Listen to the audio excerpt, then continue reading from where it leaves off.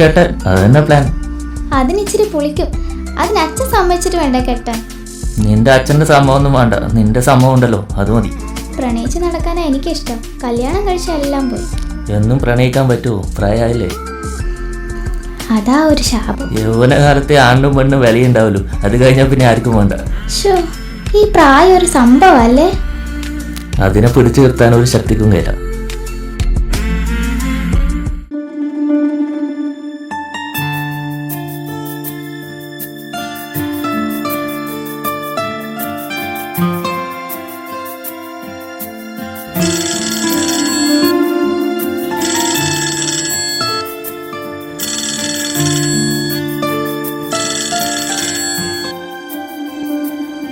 ആ വർഷ പറയൂ, ഇപ്പൊ കാണണോ? ആ ഓക്കെ ഞാൻ വരാം.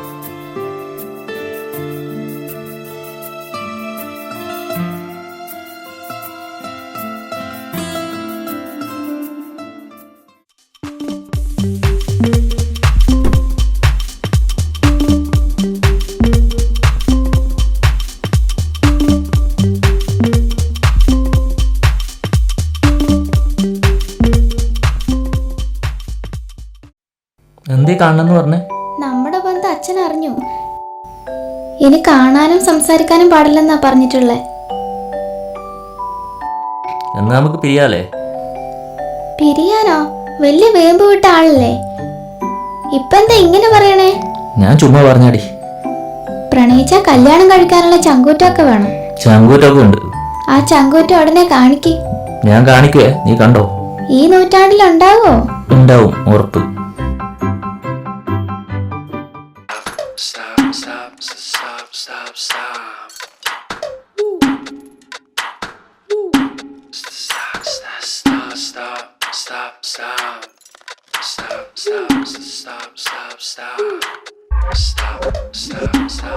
ഇതെന്തൊരു ചായ, ഇത് മധുരമില്ല പാലുമില്ല. നിങ്ങൾ കടം കുടിക്കുന്നതല്ലേ, ഇത്രയും മതി.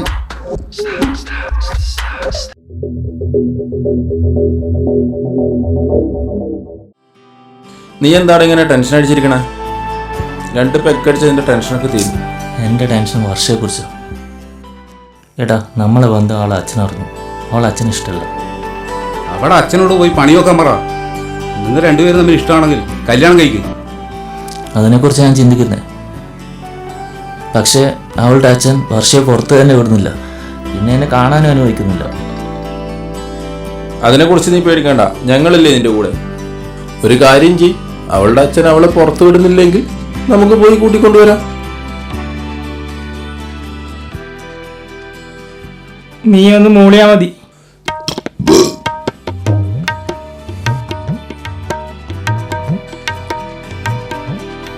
അവളെ കൊണ്ടുവരുന്ന കാര്യം ഞങ്ങൾ ഏറ്റു.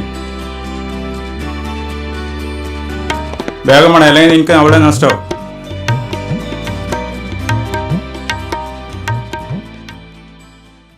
എന്തായാലും തീരുമാനം? ഞാൻ അവളെ കെട്ടാൻ തീരുമാനിച്ചു. ഗുഡ്, നല്ല തീരുമാനം. ജാതിയും മതമൊക്കെ മാറി ചിന്തിക്കണം. സ്നേഹമാണ് വരുന്നത്, കാണിച്ചു കൊടുക്കണം. വലിയൊരു സെറ്റപ്പ് ഒന്നും വേണ്ട, ഞങ്ങളെല്ലാവരും സാക്ഷിയായി നിന്ന് ചെറിയൊരു കല്യാണം. അതാണ് നല്ലേ, ചെലവും കുറയും. ഞാനും അതിനെ ചിന്തിച്ചേ. വർഷയെ അവളെ വീട്ടിൽ ചെന്ന് നമ്മൾ കൊണ്ടുവരും. ബാക്കി കാര്യം നിങ്ങൾ ചിന്തിച്ചാൽ മതി.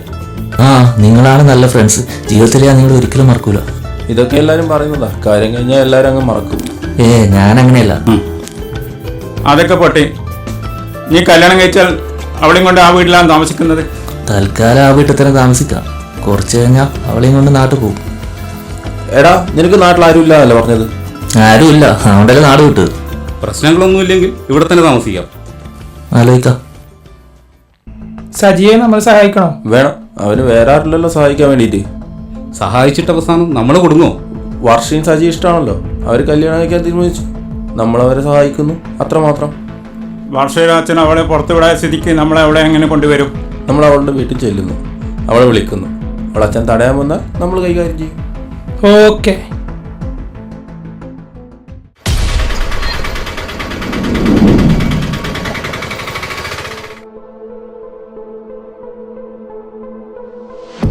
കട്ടക്ക് നിന്നോളണം, ചിലപ്പോൾ അറ്റാക്ക് വേണ്ടി വരും. എന്തും നേരിടാൻ ഞാൻ റെഡി. ഇത് കണ്ടോ, എല്ലാം കരുതിയിട്ട് തന്നെയാണ് ഞാൻ വന്നിരിക്കുന്നത്. എന്തിനാ ഇത്? മാങ്ങ കുറച്ച് തിന്നാനാ? ഒരാളെ നേരിടാൻ ഇത് മതി.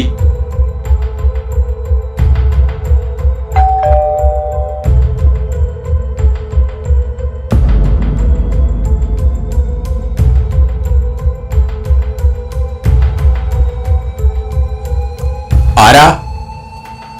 വർഷയുടെ വീടല്ലേ? അതെ. വർഷയെ ഒന്ന് വിളിക്കുവോ? എന്താ കാര്യം? കാര്യമൊക്കെ ഉണ്ട്, അവളോട് പറഞ്ഞോളാം. മോളെ മോളെ വർഷേ,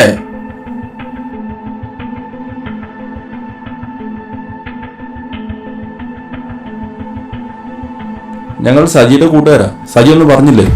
ആ പറഞ്ഞു, ഞാനിപ്പോ വരാം. നീ എവിടേക്കാ മോളെ? ഇവരൊക്കെ ആരാ? ഇത് സജിയുടെ കൂട്ടുകാരാ, എന്നെ കൂട്ടാൻ വേണ്ടി വന്നതാ. നിന്നെ കൂട്ടാൻ വന്നതാ? എന്തിനി? ഞാനും സജി കല്യാണം കഴിക്കാൻ പോണു. നിന്നെ ഞാൻ വിടില്ല. പോടെ അകത്ത്. പക്ഷേ നീ ചെന്ന് വണ്ടി കയറ്.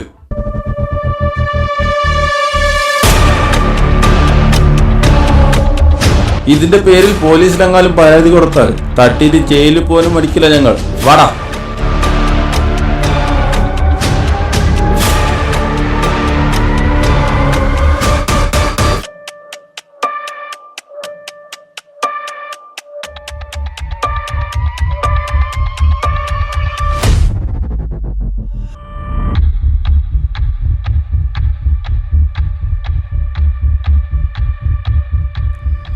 ഞങ്ങൾ സുഹൃത്തിലെ കട്ടുണ്ടാകുന്നില്ല. ഓക്കെ, പോട്ടാ, പിന്നെ കാണാം. എന്നാ ഓക്കെ ബൈ. ആ ഓക്കെ, താങ്ക്സ്. സ്വീറ്റ് ഓക്കെടാ. വാടക വീടാണ്, ഇപ്പം വലിയ സൗകര്യമൊന്നുമില്ല. സാരമില്ല, ഇപ്പോ ഇതൊക്കെ മതി. ഓക്കെ, സ്വന്തമായിട്ട് ഒരു വീട് ഉണ്ടാക്കണം. എല്ലാ സൗകര്യവും ഇല്ല ഒരു വീട്. സജി വിചാരിച്ച എല്ലാം നടക്കും.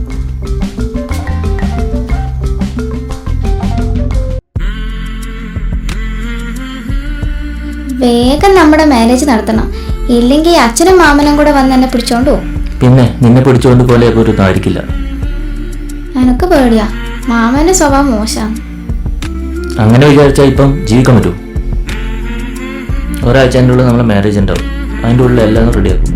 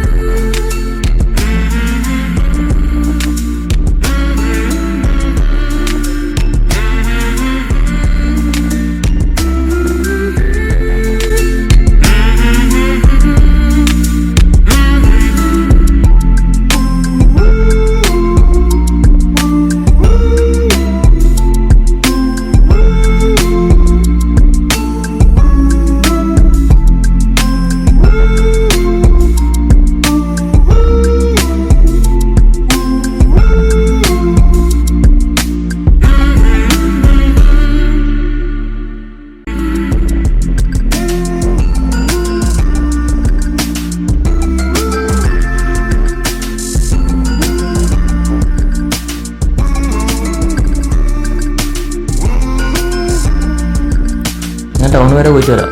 സൂക്ഷിനെ, നീ വാലടിച്ചു.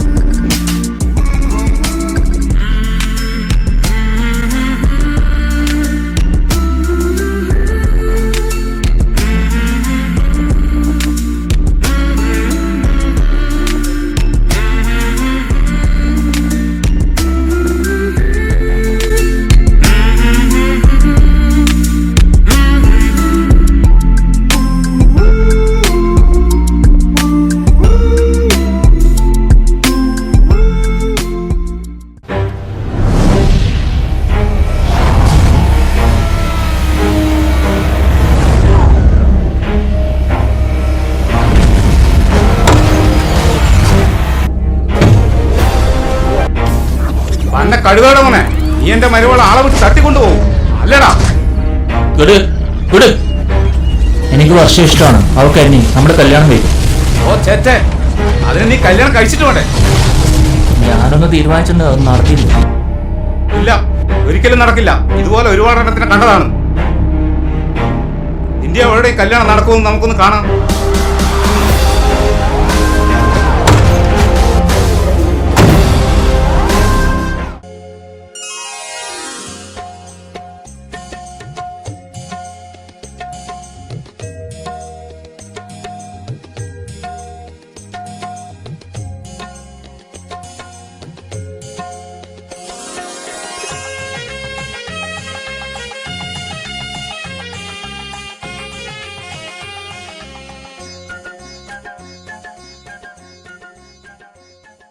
ഹലോ, ആരാ? അതെ, എപ്പോ? എന്താടാ? സജിക്ക് ആക്സിഡന്റ് പറ്റി. എപ്പോ? ഇപ്പോ. എന്നാ വേഗം വാ.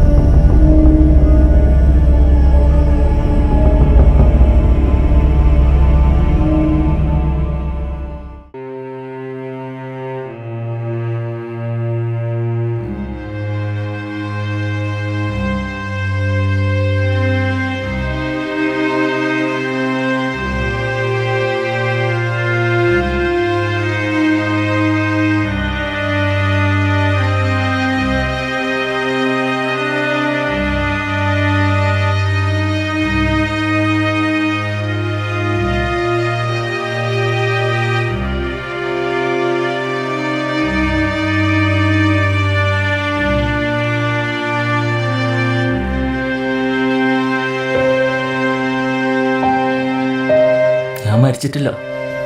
എനിക്കറിയാം, അതുകൊണ്ടല്ലേ വന്നേ. ഈ അവസ്ഥയിൽ സജീൻ്റെ കൂടെ ജീവിക്കാൻ പ്രയാസമാണ്. എനിക്കെൻ്റെ ഭാവിയാണ് വലുത്.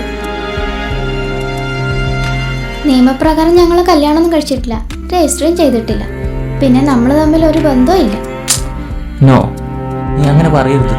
നീ അല്ലാതെ എനിക്ക് വേറെ ആരുമില്ല. എനിക്കിതൊന്നും അറിയേണ്ട ആവശ്യമില്ല. എവിടെ പോയി കൂട്ടുകാരൊക്കെ? കൂടെ കൂടാനും നടക്കാനും ഒക്കെ കുറേ ആൾക്കാരുണ്ടാവും. ഒന്ന് വീണാൽ പിന്നെ ആരും ഉണ്ടാവില്ല. അതാണ് കാലം. സെന്റിമെന്റ്സിനൊന്നും ഒരു വിലയില്ല. ആ കാലം പോയി. എല്ലാവർക്കും നന്നായിട്ട് ജീവിക്കണം, എനിക്കും ജീവിക്കണം. ഇനി പഴയതുപോലെ സജിക്കാവാൻ കഴിയില്ല. നടക്കാൻ പോലും പ്രയാസപ്പെടുന്ന ആളെ എന്തിനു കൊള്ളും? ജീവിതം ഒന്നേ ഉള്ളൂ, അത് പാഴാക്കാൻ ഞാനില്ല. എന്നെ ഇഷ്ടപ്പെട്ടതും സ്നേഹിച്ചതും ഒക്കെ കപടമാണല്ലേ? ഈ ലോകം തന്നെ വലിയ കപടമാണ്. പിന്നല്ലേ സ്നേഹം. ഇനി എന്നെ അന്വേഷിക്കണ്ട, വിളിക്കാൻ വേണ്ട. ഇനി നമ്മൾ തമ്മിൽ കാണരുത്.